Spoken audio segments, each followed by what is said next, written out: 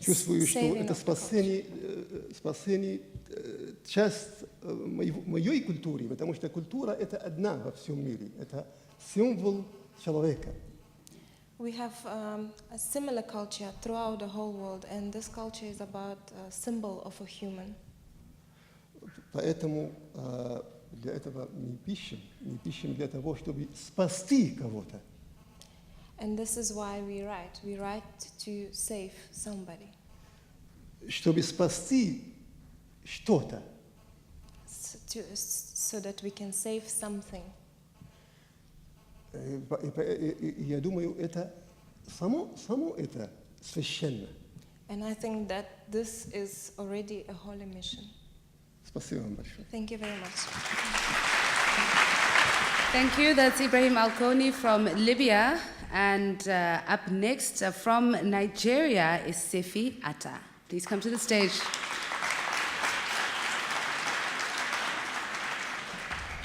Thank you so much. Good evening, everyone.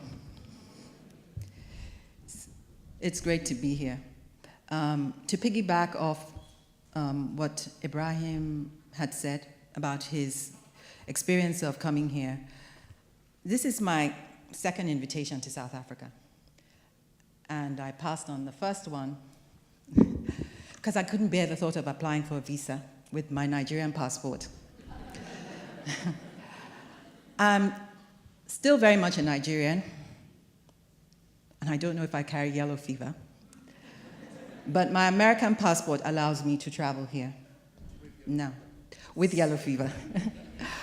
Okay, I just thought I should mention. I live in the United States, and I have lived there for 18 years now, and I started writing there. Before that, I lived in England for 16 years, and before that, Lagos, Nigeria, where I was born and raised, and spent the first 14 years of my life. Most of my stories are set in Lagos, and I write freely about Lagos, and I am fortunate in the sense that, unlike a lot of African writers, I do not fear any repercussions from the government, even when I criticize the government. And perhaps they don't read my books. If anything at all, the repercussions come from the small community that I was raised in, which is somewhat conservative.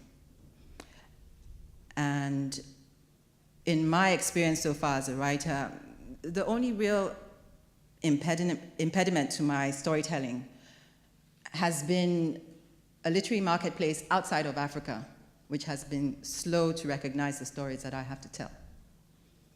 But that's not unusual for an African writer, and things are changing. Or should I say, African writers are changing things. So thank you so much for having me here. I'm very excited to be here. Thank you to Peter and the Center for Creative Arts. And thank you for coming, and I look forward to spending more time with you. Okay. I think it's great that African writers are changing things, but you know, with cultural production in Africa, and when you look at who owns the means of production and distribution, when it comes to the final product, my big concern is and my fear for artists is that, you know, I don't want to find ourselves in a situation where we're dealing with frustrated businessmen who are mediocre at what they do, and that happens at the cost of their art. So, yeah. Colin Chan is from Jamaica. Please come to the stage. Yes, sir. Hello, everybody. I'm from Jamaica, a place where we smoke ganja and run very fast.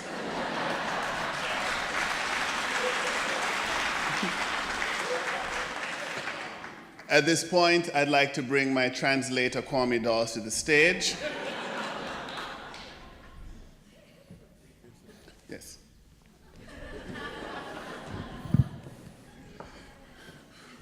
Well, right now, massive, but I just want to show how the thing really set still scene. Well, right now, people, I would like to show you how things are organized still. Yes, because right now, South Africa run the place. Because at this point, South Africa controls everything. You see, because people who struggle hard, them tough like rock stone. Tough like rock stone, you mean? Okay, because people who struggle hard are tough like stones. Originally, still in me, never did really want to be a writer still in me, they really want to be a reggae artist still, but my mother tell me, say, if I do that, she go pay police to shoot me and kill me.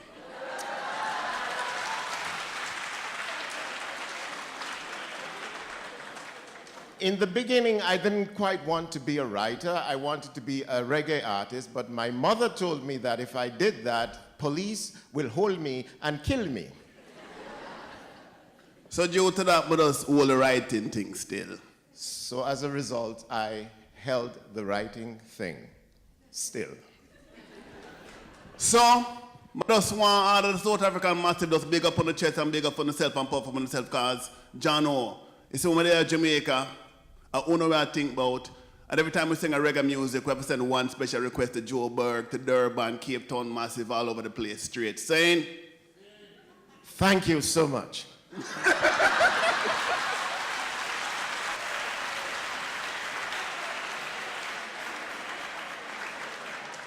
Awesome. Kwame, you should have just stayed on the stage because you're up next. Kwame Dawes is from Ghana and Jamaica.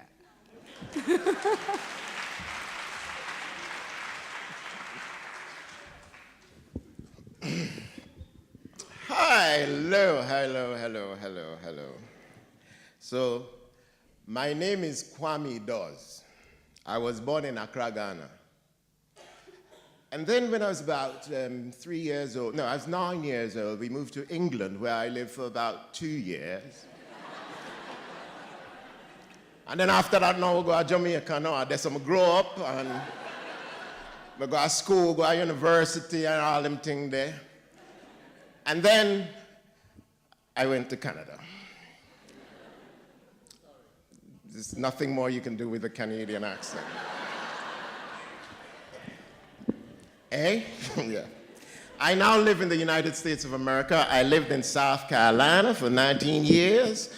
And now I live in the Midwest. I live in Nebraska. I'm an editor of the Prairie Schooner. Nebraska? In the house? Wow. Yeah, Lincoln.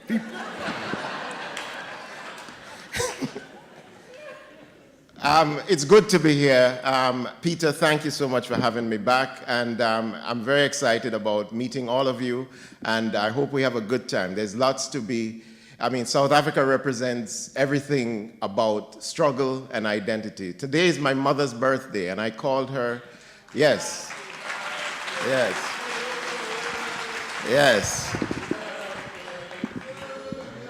Okay. Yeah, all right.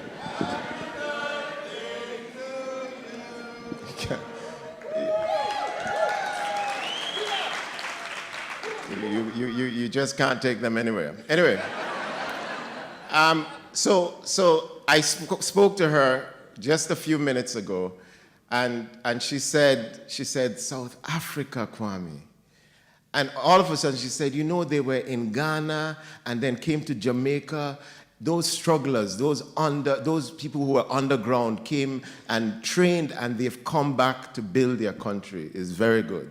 So thank you all, and thank you for the heart of struggle that you've given us. Give thanks.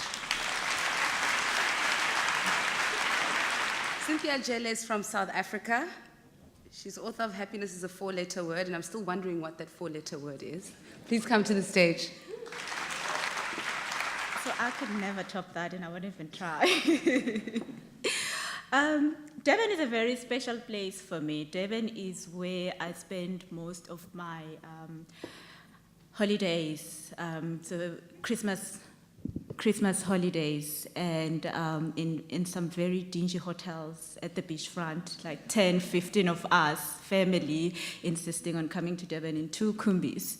Durban is also a special place. It's where I went to school. I went to Technikon Natal, which is now Durban University. I don't even know. I refuse to call it anything but Technikon Natal. I think Durban today is also proving to me why it's special. I mean, I haven't read to or spoken to a crowd as big as this. And I have always read that Durbanites don't support anything. They don't buy tickets to anything. Asha didn't come here.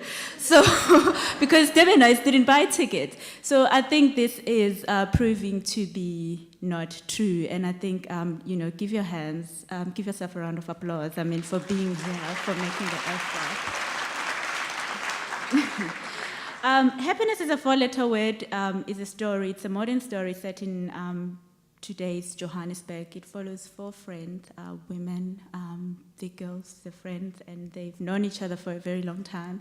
And it follows them as they go through different struggles in their life. These are women that are different to their mothers. These are women that their mothers will frown, will pretend they don't know these girls. These are women that easily spend thousands of rand shopping for clothes, for makeup, for shoes. And these are women that drink wine at restaurants openly. They smoke cigarettes. At the same time, these women have not forgotten their responsibility or duty to the extended family. These women always pack up every holiday and they go home, which is where the parents are. So these women are living in both worlds, in worlds that they grew up in and in the world of today. Why am I saying this to you? Why am I telling you about the book? Because for me, as a writer of how we're living today, it is important that I'm able to express how I'm seeing life without any reservation. It's important for me if I see that a promotion somebody has just been promoted, not because of their ability, but because they come with the right surname and with the right political connections. I can write about that without being afraid. So it is today, and I think this week, and I am really, really looking forward to taking part in the festival. It's my first time here. And thank you. Thank you for having me. Thank you, Cynthia. Yeah, and I'm one of those women who drinks wine openly, but my mommy's proud. She was one of those girls in the 70s. That was hardcore, But yeah, it is important that we also recognize these stories. And what Cynthia does say is true. Is that I often say that we're like ducks swimming on the water. You see us you see us swimming gracefully, but underwater we're paddling like hell. And I have to pay for my niece's textbooks. She's in law school. I'm looking after my kid. I have to make sure my dad gets his meds on time. And come Christmas time, somebody has got to pay for the sheep that gets slaughtered. And everyone looks in my direction, and I don't have a minister of finance. Ronnie Casuals is Minister of Intelligence. He's one of our favorite people. I have so much admiration and respect for Ronnie Casuals and the guys who really did some hectic stuff with very little support from the communities that they came from. Glenn Frankel wrote an interesting book called Ravonia's Children that looks at 3 white Jewish families in South Africa who were part of the struggle. And people have there's this struggle fatigue, when books come out and they tell stories about people who are involved in the struggle. And I understand why. In many cases, there are self-congratulatory exercises. But I can put my head on the block right now and say that Ronnie is there with us when we say this is not fair. And he does it without fear or favor. And he tells the stories with honesty and integrity, and he joins the Twitter wars when we're hacking on about it. And he is one of those people that I am incredibly honored to know and to say I can call him Uncle Ronnie. And I think you all should be so stoked that he's here. If you haven't read The Unlikely Secret Agent, you have no idea what you're missing out on. The thing reads, it's blockbuster reading, and it's true. Ronnie Casuals, please come to the stage.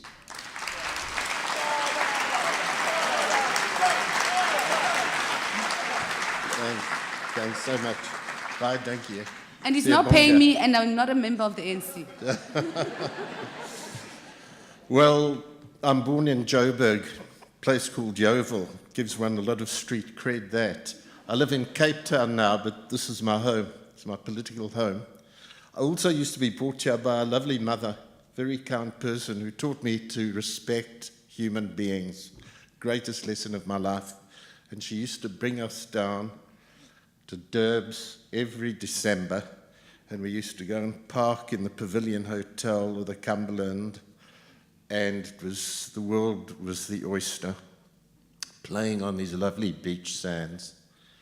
And one December, as I was driving this little boat around the pool, front of the old Edward Hotel, I spied a little black kid, my age, hanging on the fence, watching all us white kids having the time of our lives. And his father stood with him, looking, and I saw the hopelessness in his adult eyes, and it haunted me. Back at school, we were asked to write about the holidays, die vakansie, and how we enjoyed it. And little Ronnie, aged 10, wrote about this incident and wrote in the most depressed way. And the onderwyser van die ou Transvaal, he read this letter, he says, "Ach man, seentjie, you mustn't write about sad things, writing to make people happy." I told my mother, and that good woman said to me what I had done was right. And she meant two things. She said it was right that I had been so unhappy, and she said it was right that I wrote about it. It's a pity, Peter, it was sport and my love of sport that took me away from the writing life. But when I left school, I wanted to be a writer. And I joined a film company in Joburg, and I was a scriptwriter. And Lever Brothers, bless their golden hearts, offered me twice the wage if I'd come and work for them in Durban. And they were in the business then of making films and getting ready for TV. And they loved me until they discovered from the special branch that after the Sharpeville massacre, 52nd year since this Wednesday, Ronnie Casrals had become involved with the terrorists, lots of them in the audience here. And my writing career and my path to stardom as the greatest gift to the movie world, listen to that, Peter, was cut short. And it was cut short, didn't really bother me then, and it bothers me now, in a sense. Like thousands of South Africans, I was banned. So I couldn't write, I couldn't have anything published. I was like 23. I'd said at a meeting at what was called the Bantu Social Centre in the old Beatrice Street. I don't know what the new name is. These Durban guys changed the names of all the streets. And I had the temerity to say there that what we need in this country was one man, one vote. Now, not terribly politically correct these days. We'd say one person, one vote. One man, one vote was the cry. And they spoke about this 23-year-old slogan in Parliament, and I was slapped with the ban. And then another ban, which forbade me to virtually do any work in the publishing world. I couldn't go and work in a factory or anything of that nature. And I had no more freedom of movement. With Sunny Singh over there, we were restricted to the magisterial district of Durban. So anybody who asks why the sons of Luthuli and Mandela and the daughters turned to sabotage an MK must know it was because peaceful protest was no longer allowed. So really, one learnt at first hand what it was like to be deprived of the basic human rights of movement, of expression, and so on, which of course was the lot of 80% of our people anyway. So let me say this, and Karabo, I'm your hero, but remember, I am the former minister of the spooks who had this idea a few years ago that there was a law about protection of information. That was a 1982 apartheid law, and we needed to change it and make sure it was in accord with the Constitution. Now, that is obviously a very necessary thing. And everybody of us accepts that there are certain secrets that any state, democratic state, needs to hold. We don't say everything must be out in the open, but we must be sure that what is secret, that is necessary. One of the old foxes of the movement, called Kada Asmal, God rest in peace, said to me, you know, my friend, let sleeping dogs lie. This is a tricky thing.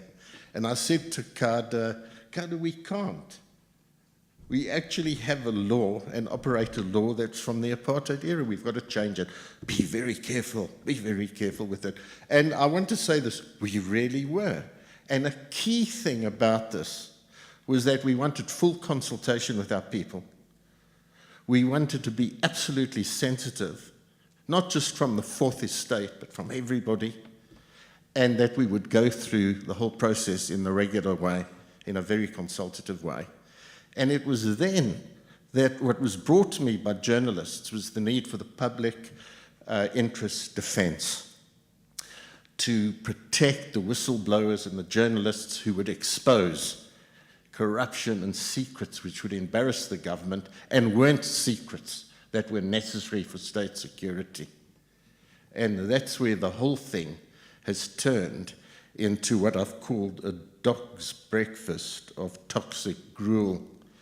Because without that, what we're doing is opening up a tremendous problem for the country. And we have to get this across to the ruling party and government, that they must understand what the Constitution is about, because at times I get a little concerned about my previous colleagues in government.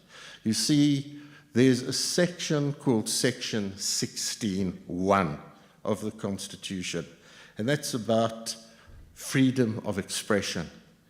And it's a short little paragraph, and it says that freedom of expression includes freedom of the press and the media, freedom of artistic expression, academic freedom, freedom of scientific research, and the right to access to information, to receive and to pass on information.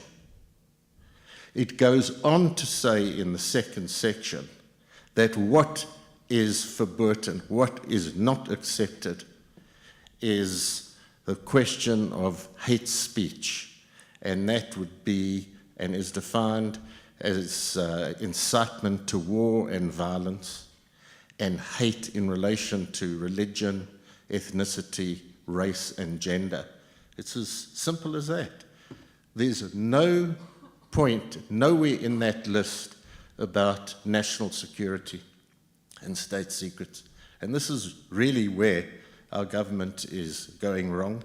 And in terms of our wonderful statements that we heard earlier from Nigeria, from the Caribbean and so on, I think it was from Nigeria, that South Africa must be seen as the torchbearer. That's what we've been, the light unto the nations and so on. And we can't afford to let not just our own people down, but the rest of the world. So as a former Minister of Government for 14 years, not all is spooks. I mean, I was water and forestry, which is very green stuff. And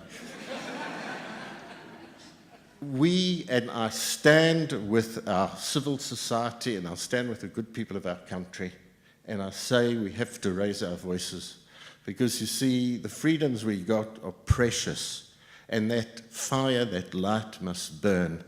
And we must ensure that it's protected, that no storm can blow it out, that no restriction of oxygen to that flame should deny it its breath, its possibility to carry on and burn brighter. There is some good news in this. I think we do see that there are people in high office in our country throughout, and many members of what in this country we know is called the Revolutionary Alliance, who are perturbed. And I'm a loyal member of the ANC. They might have told Thabo Mbeki and a dozen of us to footsack. But we are members of the ANC. We fought for this constitution and the freedoms that be. And we will be the conscience of the ANC and the Communist Party, and together with Kusatu and Vavi, raise our voices. But it must be with all of us, with the people of our country, with civil society, and the creative arts are absolutely essential to all of this. So I want to thank you, Peter. I want to thank you for inviting me. I've written 2 books since I'm back in the country, and they're both about the history of the struggle. And I want to end on this. When we spoke this morning at a school in KwaMashu, and one was so inspired by the interests of those kids, one asked and said, what do you get out of all of this? And I couldn't understand, and we spoke a little, and it was really the fact that he, and it's happened to other people speaking around the country these days. Dennis Goldberg told me it happened to him. What did you want to get out of the struggle? And we've had to explain that no, the struggle hasn't been a business. We want to make money. We gave our lives to it, all of us who participated. We wanted to serve justice and freedom and our people. We weren't looking for anything for ourselves. But then I thought a little bit to little Ronnie on the beachfront, so depressed when he saw this little guy and the father who had no access to the freedom I had. And I realized that actually all along I've been struggling for the people. I've been struggling for myself as well. Thank you. Thank you, Ronnie Caswell. I wonder if any of her students are here, because she's also English lecturer at the University of KwaZulu-Natal. Her debut novel is titled Onion Tears. She is Durban's very own Shabnam Khan. Come to the stage.